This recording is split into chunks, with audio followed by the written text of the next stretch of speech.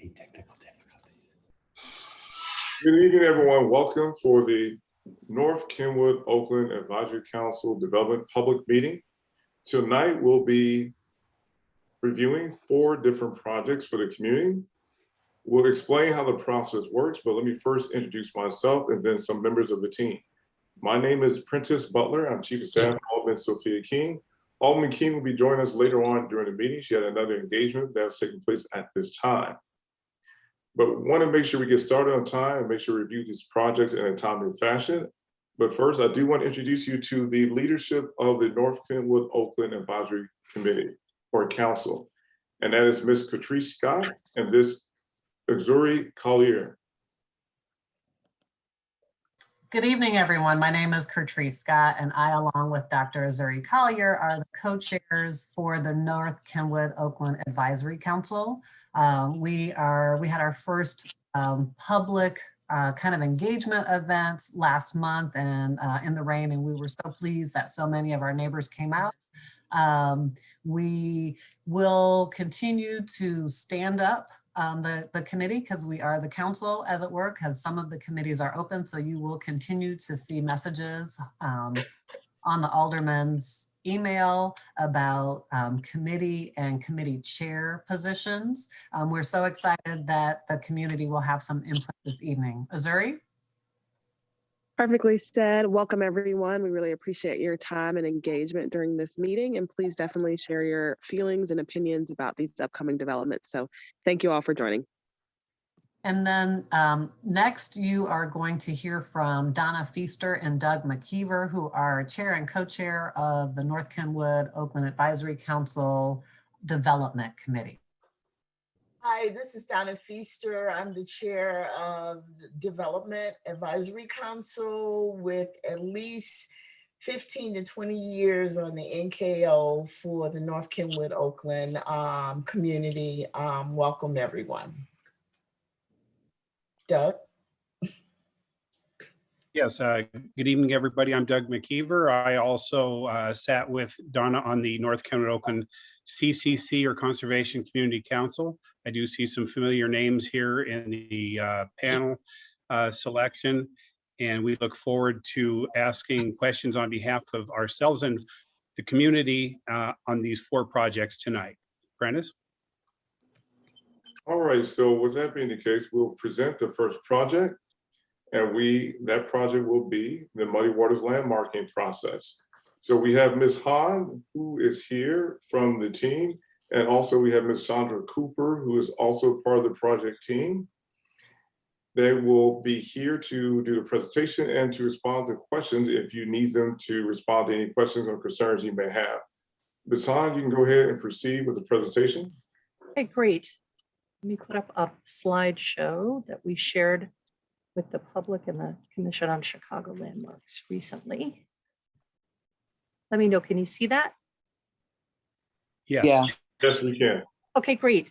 What I'm going to do is just do a run through of the presentation that we did on June 3rd. The Commission on Chicago Landmarks heard this presentation and considered the individual landmark designation of 4339 South Lake Park Avenue that many of you probably know was the home of Muddy Waters from 1954 to 1973. And at that meeting on June 3rd, they did vote in support of a preliminary landmark recommendation. So I'll just start here. So this 1891 structure served as the home of blues musician Muddy Waters and family from 1954 to 73. The hospitality extended to Chicago's blues community, and musicians who came to record or perform in Chicago made the home an unofficial center for the Chicago blues community, a community largely composed of African Americans whose gifts to the world not only shaped the future course of popular music and subsequent generations of musicians, but one which gave the world a uniquely American art form, which speaks to the incredible resilience of the human spirit. So just to narrow in on the exact location, obviously it's in North Kenwood.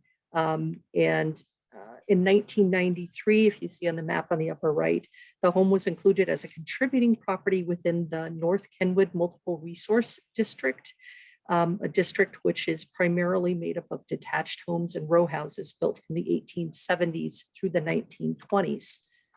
But the home's significance to the city of Chicago, the United States, and really beyond rises above the level of simply being a contributing structure within a district. And staff recommended and the Commission on Chicago Landmarks agreed that the history associated with this individual home meets the requirements needed to qualify the home as an individual landmark with a distinct era of significance that deserves to be recognized, protected, and celebrated. The owner agrees and has consented to the proposed designation. You'll hear from her later, I'm sure. So based on the evaluation of the property, we have criteria that we run them against. One of them is, there's criterion 1 about the heritage of the site. Blues musician McKinley Morganfield, better known as Muddy Waters, was born in rural Mississippi, the son of a sharecropper. His migration from the Mississippi Delta to Chicago in the middle of the 20th century mirrored the journey of many African Americans who left their homes to flee the Jim Crow South in hopes of finding better opportunities in northern urban centers. They brought with them their culture and traditions, which enriched their newfound homes.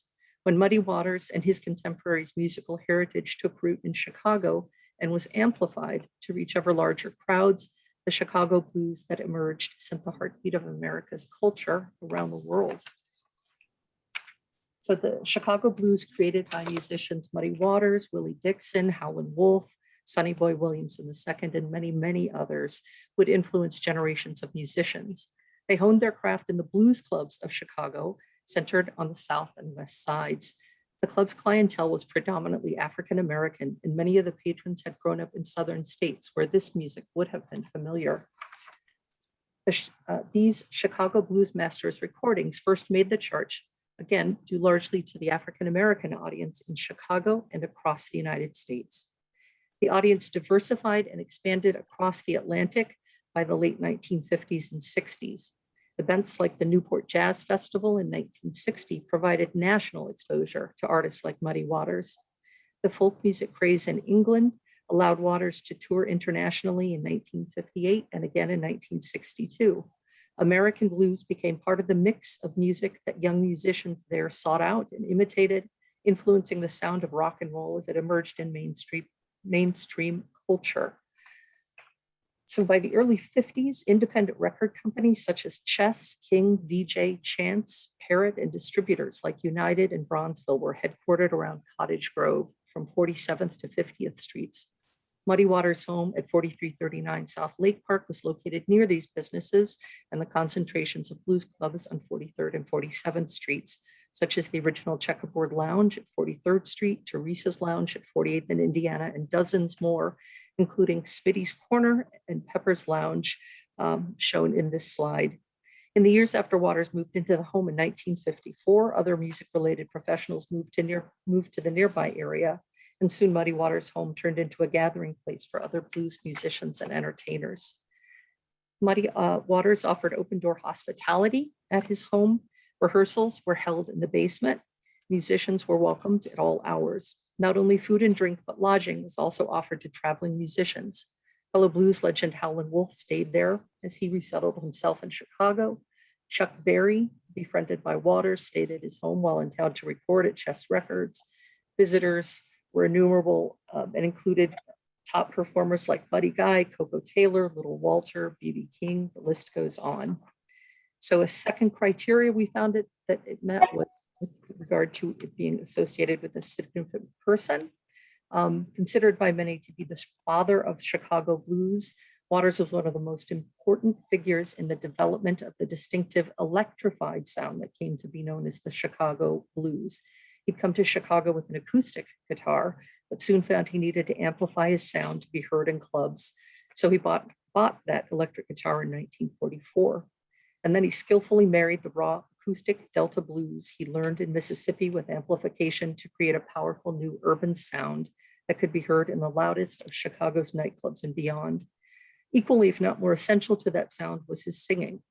Waters' obituary in Rolling Stone magazine noted that Muddy Waters would be remembered as a vocal artist of astonishing depth and power if he had never touched a guitar. Muddy Waters' recordings, like Mannish Boy and King Bee became part of the standard repertoire of English rock and roll bands of the 60s. Among these imitators were the Rolling Stones, who recorded their own versions of a number of songs by Chicago blues musicians and who took their name from a 1950 Muddy Waters single titled Like a Rolling Stone. Waters later acknowledged the influence of his music on rock with his recording, The Blues Had a Baby, and they called it rock and roll. Waters recorded with Chess Records from 1947 through 1975. Recordings included hit songs which reached the top 10 R&B singles charts of Billboard magazines such as Louisiana Blues, Hoochie Coochie Man, Close to You. 5 of his albums would make the Billboard Top 200 from 1969 to 81. Waters and his work have been honored by the Blues Foundation, the Grammys, including the Grammy Lifetime Achievement Award, and he was posthumously inducted into the Rock and Roll Hall of Fame in 1987. The story of Muddy Waters informs us of the history of the nation at large, and Chicago in particular in the latter half of the 20th century. Chicago shaped his music, and he made Chicago synonymous with the blues. His home at 4339 South Lake Park served as the informal center of the blues community, and the commission agreed it meets the criteria necessary for a landmark designation. And then for every designation, we specify what would be the protected features. In this case, it would be the exterior, including the basement entrance that was there at the time when Muddy Waters and family moved in. And then some exterior alterations that we know that he made, the new porch, the flat exterior cladding, and if there is any sort of replacement of the storm doors, we're looking for those really signature great aluminum doors that were there that had Muddy Waters' name on them. So really nothing on the interior, just the exterior. And I'm always using this opportunity when I get a chance to talk to say, if there are folks who were around at that time, or whose parents were around at that time, and maybe they took a picture of the home from that 1954 to 1973 period, please, we would appreciate your sharing it with us, because the more information we have, the better job we can do it at bringing it back to, at least informing the owner and any work that they want to do, and make it look as close as possible to the historic building in the era of significance. So that concludes my presentation, and I'm happy to answer any questions about the landmarking process and what's involved, and any general questions as well.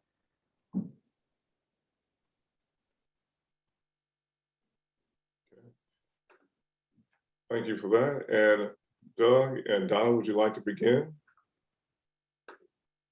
Okay, I'm unmuting myself. Thanks a lot for the historical perspective of the Muddy Waters house. We really appreciate all the information that you gave us, and we realize that this is a very important piece of property that we do not want to see go away, and landmark status will be very beneficial. This question is to Chandra Cooper. Other than the funding from maybe Landmarks or Chicago Preservation and your GoFundMe page, do you have additional funding to help upgrade the property? We're currently seeking other grants and funding options. One of those options is the Adopt a Landmark grant from the city of Chicago. That grant is due in August, and it's a very substantial grant. And so we're hoping that, one, we will apply for that, and two, we're hoping that we can get that. That grant starts we're trying to get $250,000 or possibly more. And so I think between applying for that grant and some other funding options that we have that we're working on, that will be able to clear the rehab process for the house. Excuse me. So if that, if we, the alderman secures your landmark status and going through landmarks, can landmarks guarantee that she could get the opportunity to apply for this grant, or will she have to wait till next year? And this is a question for landmarks. Sure. Hi, Donna. The ability to, she has the ability to apply. And this year's round, as she mentioned, is going to accept applications through August, so she will qualify. So as long as she gets that into us, we are happy to review it along with any other proposals that we've received from landmarks in the city of Chicago. And one other question. We know that this house has been vacant for at least 40 plus years. I've been down here since 92, but lived in the community my life. So the interior is very, very, what's that? Has fallen apart. So you guys look like you're gonna have to secure a lot more money. So are you guys in the process of working on that too? For Chandra? So whatever grants or funding we get, that is for the exterior and also interior. So if we get this Adopt a Landmark grant, that is for the interior and exterior. So all the funding that we're trying to get will secure for both. Right now, we redid the roof and we've done some brickwork on one side of the building. And so, so we have a brand new roof. And so we've done some tuck pointing and some other things inside of the building already. And so I think we're going to be in good shape if we're able to secure the funding that we're trying to get before the end of this year. Okay, do you plan on living in the house or is it strictly going to be a museum? So I'm not going to live in the house, and we're, just trying to go over the landmarking process today.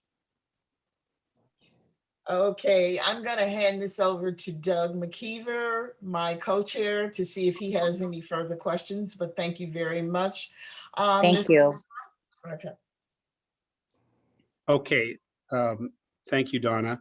And Ms. Cooper, have you had to engage like an architect or develop some kind of blueprints to show what work will be addressed to for the grant? Absolutely. We have an architect on the job that we work with, that we've been working with since sometime last year. The architect has architectural plans, and we do share those with the city of Chicago. In addition to that, we've been working closely with Landmarks Illinois. And so actually their architects and their construction crew actually came into the facility to do kind of like a head to toe check on every single aspect of the building to figure out what are the critical areas, what are the things that will involve an architect, designs and plans. And so absolutely, yes, we do have an architect. Okay. And actually we have to have an architect as part of getting the Adopt a Landmark as well, because it's beyond just having a contractor, a rehab person as well. Okay, that's good to hear. And it seems to me $250,000 should cover the entirety of the restorations and the interior. But I assume this is considered a gut rehab on the inside, is that correct? Yeah, I can't go over all those particulars. That's not really my lane because I'm not a contractor. But what I can say is, again, I believe with great confidence, because of this great team that we have built, that if we can get that grant along with some other things that we are working on, we should be in good shape in rehabbing and making this building look a lot better than what it does. Okay, well, given the fact that you're not in a position yet to really talk about, the future way the house will be presented to the community, how it will be used, kind of the leadership and management staffing involved. There's really not too much more that I have in terms of questions, but I do want to end by saying we are excited that this is a project that we are talking about today, and we wish you the best, and we hope to be supportive. But it's very important that all of us understand before you open it to the public that we know what we're getting, what your intentions are, so we can work together in that regard. So thank you very much. So I would like to say that there is some great information on our website at www.mojomuseum.com. And so that will give some insight of some of the things that we are planning. And we absolutely do want to share information. And as things develop, to send that over to you guys and also to Alderwoman King's office and to the community just to give great updates. And thank you so much for your support. Yeah, thank you. Prentice, there's a question in the chat. For Curtrice. Yep, there's a question in the chat from Derek Sauls about the overall economic impact to the community when a property or land is granted landmark status. Speak to that. Yeah, so in this particular instance, this is a very fortuitous time for Ms. Cooper to be doing this work because the Neighborhood Opportunity Fund did not exist before it was created just a few years ago. So we did not have this opportunity to provide grants. So at the most basic level, you've got the investment, potentially of grant funds. You've already seen the National Trust has already awarded her project $50,000. So you've got just real direct economic impact to the community right now. I think to answer, there's no simple way to answer that question. I know there are lots of graduate students who've done a lot of papers on that, but it would obviously depend upon the use, and it would depend upon the reach of whatever that use is. Since this is a public use, I imagine it would have a potentially a public use. This is going to have a positive economic impact on the community. It's my understanding. I know when I was a graduate student, I went over there in '96, and I mentioned this to friends of mine, and they say, "Oh yeah, I used to, bring friends from out of town." So I know people are going and visiting there, and it would be great if it could be something that allowed people to go inside and take advantage of and really get to know the community. The more you have that as a draw, the more people are going to stop and purchase a soda or stay for lunch or all of those kinds of things that you hope to have happen. So I know that's a general question. I do want to say this. Thank you so much, Kendallin. That's one of the things that we are researching and trying to get more information on the overall economic impact, because we do want to be a positive impact to the community, not only in just allowing people to come in to see this place, but also, maybe, we can create a couple jobs that helps the community, a part-time, a couple of part-time jobs. And then, just looking for other ways that we can have some economic impact that it helps everybody. Thank you.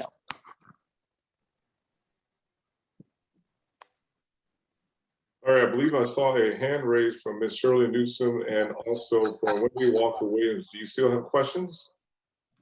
Prentice, no, I don't. And to Doug, this is Shirley, and I don't have a question. I just wanted to, well, it is a question in essence to Ms. Cooper. Are you familiar with Greg Parker? I am familiar with Greg Parker, yes. Okay.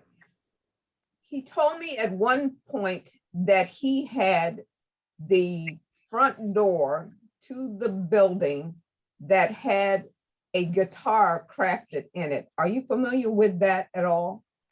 I do have somebody from our board who has been trying to get in touch with Mr. Parker. So this would be great information if we can correspond, after this call or later via email and see how we can work with him. Okay. Just wanted to pass that along. He did indicate that he had the last doors that had the actual guitar carved in the door, and that would have been after the flamingo front doors. Okay, thank you so much. Mm-hmm. All right, are there any other questions for this project team? I'm done. All right, thank you so much, Ms. Cooper, Ms. Hahn, for joining us this evening. Thank you so much. And we're here to work with the community as well. Thank you so much. Yeah, let us know if there's any questions we can answer. We'd be happy to do that as well. Thanks. Thank you. The next project team we have is for 4012 South Ellis. Is that project team leader here, and they can identify themselves and other members of this project team? Yes, good evening. I'm Ivan Maraduena with Jennings Realty. And also, sorry, Ivan, if you can share your video, that would be helpful.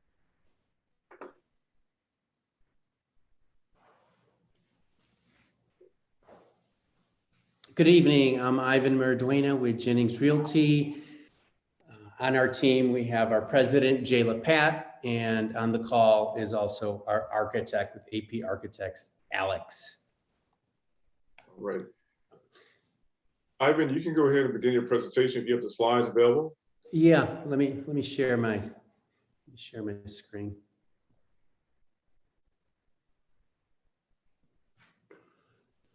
Can everyone see the rendering of our building? Yes. Okay, perfect. Okay, so first off, good evening again. My name is Ivan Maraduena. I'm the Director of Real Estate Operations for Jennings Realty. My responsibility includes selling, property management, and construction management. I've been with Jennings Realty for 25 years, and we greatly appreciate the opportunity to present our project and look forward to answering any questions. So what we're proposing to develop is a 12-unit luxury apartment consisting of 6 one-bedrooms and 6 two-bedrooms, 2 baths. The finishes will be consistent with what is being developed in new construction for single family in condominium. I want to emphasize that we are the developers and operators. We intend to hold this property for the long term, and we're committed to the long-term success of the development and the long-term success of the community. Just want to highlight some exterior features. We spent a significant amount of time to create an exterior facade that's kind of consistent with the properties that you see in Oakwood and Kenwood. It's an all brick structure. The front units will carry balconies. You can see here, we have plenty of light. The interior units will have a spacious open floor plan. We have higher ceilings, 9-foot ceilings. The living room and kitchen will be open. In terms of our roof line, we added some these V shapes to make the building again more consistent with the architect as opposed to just a straight line. Another nice significant amenity that we have is some outdoor space. So we visit a lot of condominiums and met a lot of developers. One particular developer that we met is Hassani Steel, and we visited his sites. And one of the things that we were impressed with was the rooftop units. So when you get on the rooftop, this faces east.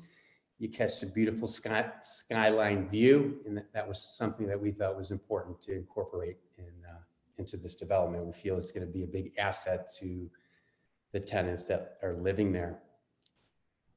Now I'm going to take you through the back. The back tenants will have their own balcony space, and we will have garage parking. Each tenant will have their own indoor parking space. And I'll take you through the back space. We also plan to incorporate some smart home features where a resident will be able to control the opening of the front door, the lighting, the thermostat, their smartphones. Now, we're very excited about what's going on in the community. We're very excited about this project. We think it will be a great asset to the community and a great long-term investment for us. I know I'd like to open it up and happy to answer any questions that you may have regarding our development. Okay, so what are your price points for your 1-bedroom and your price points for your 2-bedroom? Sure, great question. So our 1 bedrooms will be starting about at $1,500, and then the 2 bedrooms will be starting around $2,000. And then the layout of the first floor unit, there'll be a total of 4 apartments on 2 in the front and 2 in the back. So that's these right here. And what's real nice is they have their, balcony space and private parking. So with that 1,500 and that 2,000, does that include parking or you have additional fee for the parking? No, that includes parking. Okay, so is it one parking space per unit? Yes. Okay, so the rest would be street parking. So if you have an individual who have 2 cars, only one person can get a car in, right? Yeah, but like what we anticipate and what we see now is that someone will have one parking, but more than likely with the advent of Uber, the resident probably won't have parking. So most people are using Uber to travel around to the city because holding a car is kind of expensive and a lot of maintenance and costs go with it. So I don't anticipate too many people having 2 cars.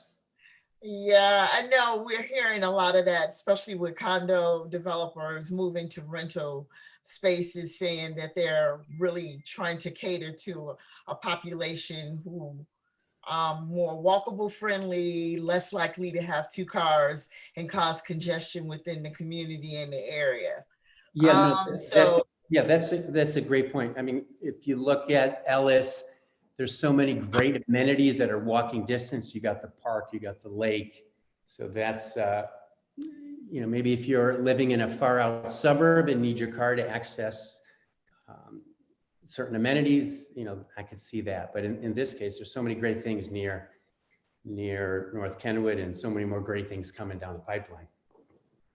So what color is the brick? Is it a red brick, or it's not that brick that we have to worry about fading and that we've seen in the past? No, red or I brown? think you're referring to that split face block that was common in the early 2000s that had a lot of problems with water infiltration and deteriorating. This is going to be an all brick structure. We talked to Alderman, that was an important point for the Alderman that she brought to our attention. Yes, because we did get a lot of that in 2000. So your structure, is this an elevator in here or is it strictly walkable? Walkable. Okay, so you got what, a 4-level building situation here? So it's like here's 1 level, 2 levels, 3 levels. Okay. 3 flights of stairs. This basement area, is that strictly storage? So how the layouts are, the first floor units are the deluxe units, they're duplex down. Okay. And then, so you got 1 bedroom on the main level, the other bedroom on the lower level. Okay, so do you simplex the second and the third? Yes. Okay. Okay, Doug, you have any questions? I do, thank you. I had a question about your neighbor to the north. It appears right now that is the building that appears to have a driveway right next to it. Is that right? And you will be building upon that portion that appears to belong to the building, but it really does not. Is that true or not? Yeah, that's correct. So the frontage of the building consists of 2 20-feet lot. And if you look on the side of the house, there's like a driveway. So we'll be building alongside there with the side yard setbacks that are required by building code. The building, so essentially the building to the lot, we actually sold a vacant lot to the developer, and they used the building to the north. We sold them 20 feet, and they put a really nice garage space, and then they have their yard space on the side because that house didn't have a yard space. So yeah, and that's understood. So yeah, you worked with Hassani Steel on that project in terms of selling both sides or one side of the lot. Yeah, so we worked with Hassani Steel in the capacity of having him acquire the vacant lot that he used for his development. So if you drive by that property, you see this gorgeous house with, he did a fantastic job of creating a yard space that didn't exist for that home because it was built to the alley. Yeah, a very tight space. It was generous of you to sell on that property. So you'd looking at 3-foot setbacks on both sides of your project, correct? Right. It's 5-foot setback. Well, I'm sorry, what is it, Alex? It's I don't know 5 feet. Oh, okay, I'm sorry, 5 feet. 5 feet side yard setback. 5 feet, okay. And these windows look nice. Are those true divided light, or are those just a grill that goes into a casement window, or is it a double hung window? What do you intend to put there? It's casement window with dividing. Hi, Doug. It's good to see you. Hello? Can you repeat it, Alex? It is, we have a casement window with divider. Okay. It's like So I they will didn't get fill that, up Alex. light. Hello? Okay, I'm hearing casement window. Casement window divided, yeah. Mhm. Okay, thank you. And then in terms of sound mitigation, what is your strategy for doing something? Are you simply just going to code, or you guys intend to do something that's going to guarantee a real terrific sound barrier between neighbors, not only in the shared wall, but in the flooring above and below? No, we will provide real good insulation, because we will incorporate insulation between floors, but plus we will run metal runners with layers of drywall. So we will try to bring sound transmission to minimum level. Okay, so you will use those metal tracks to attach your drywall to in the ceiling areas to help stop the sound from transferring all the way in. Right, as much as we can. And the same will be done with the walls between units. Okay, because that's important, because even in the condominiums in beautiful buildings like this, the largest complaint is sound that you hear from your neighbors. Sure. And, Alex, you know as well as anybody that there's ways around it. And, Yeah. you can cost engineer the cost into the rent or whatever you have to do. But I think that kind of peace of mind is a selling point. I want to aware you that our client wants to have a happy tenant. Okay. And then the last question I have is, are you using any modular brick on the side, or is this all regular brick all the way around this building? No, we use face brick all around perimeter. Okay, well, that will enhance the beauty of this building.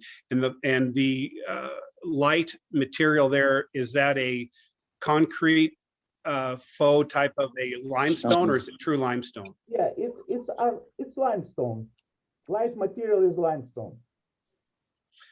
Okay, well, I don't have any further questions. We know the architect well in the community, and we know the track record there.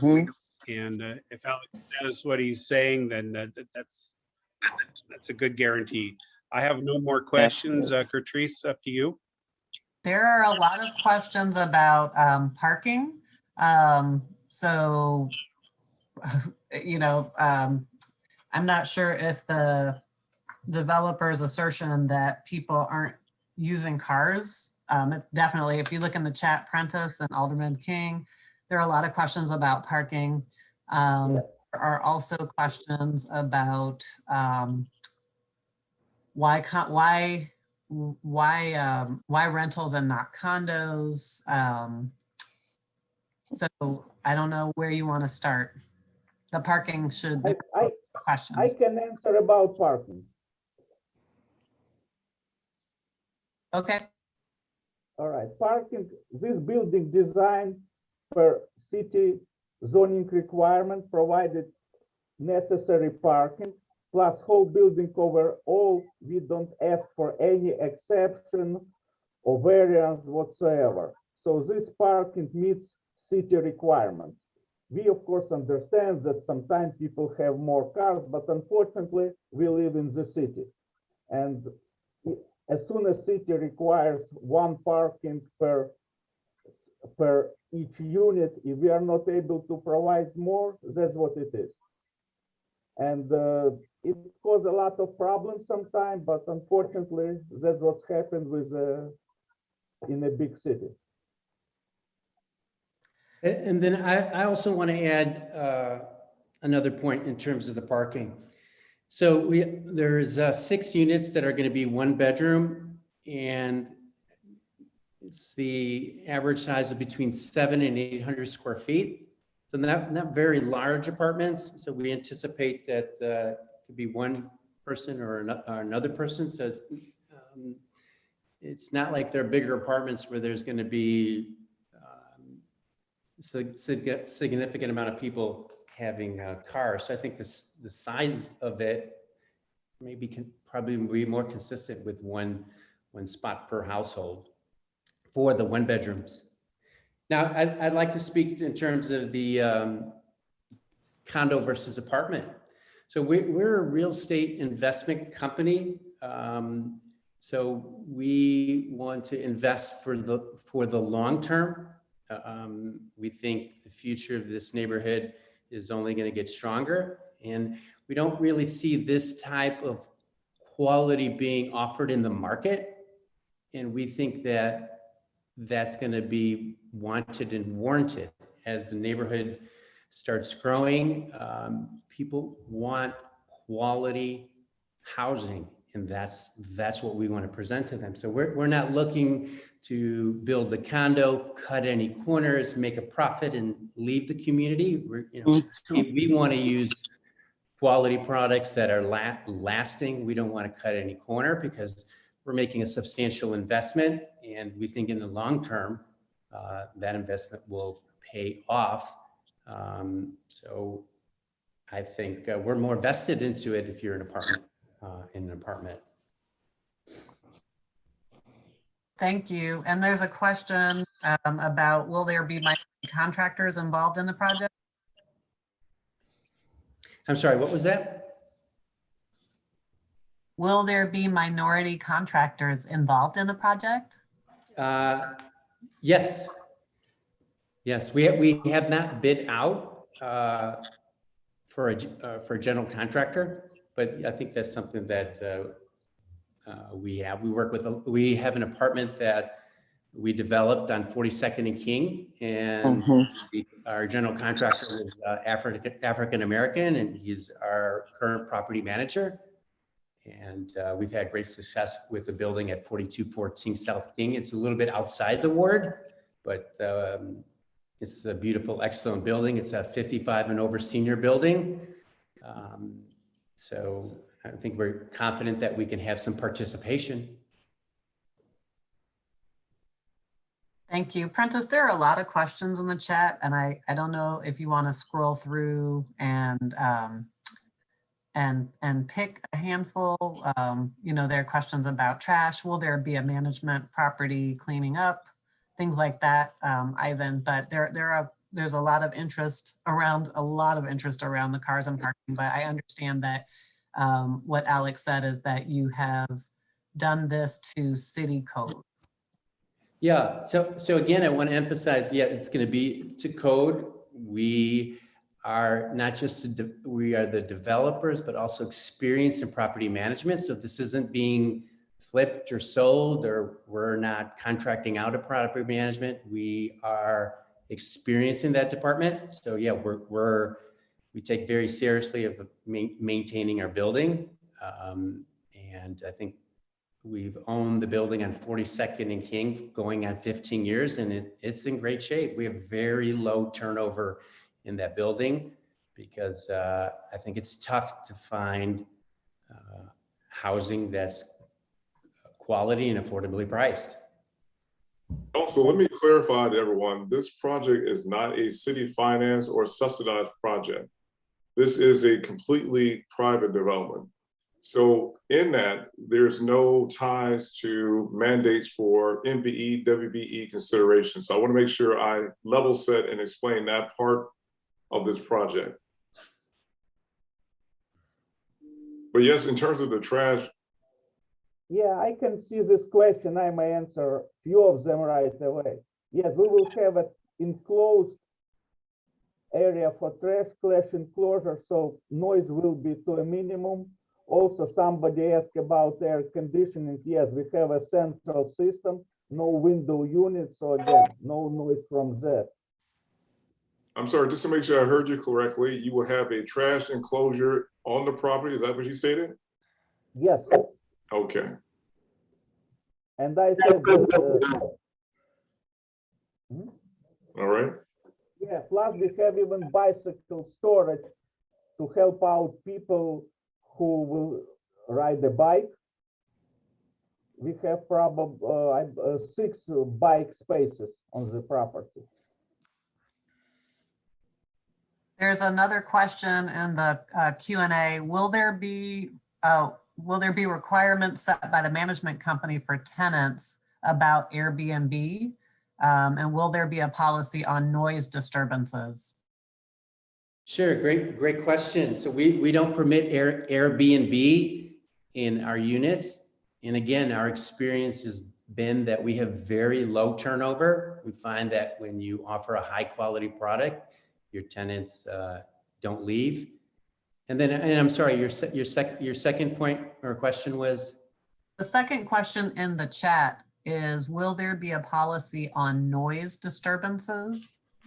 Oh, sure. So it's standard in a Chicago lease is addresses that, but I think where it starts is with the property management and tenant selection. So if you have a good tenant selection process, you tend not to have those problems. And we take very serious. We have, again, I'm going back to us making a substantial investment. We have a vested interest in this unit. So we have a high screening process to find a tenant that's qualified based on the standards on income, past rental history, verifying where they lived, if they would lease to them. So I think that's where it starts, with quality property management. Thank you. You're welcome. So I think we have addressed most of the questions in the chat. Patrice, have we missed anything? I think that's it. There's one last comment, not a question, and that the goals should happen voluntarily and exceed city mandates if a private project. And so that was, I think, counter to the fact that there's no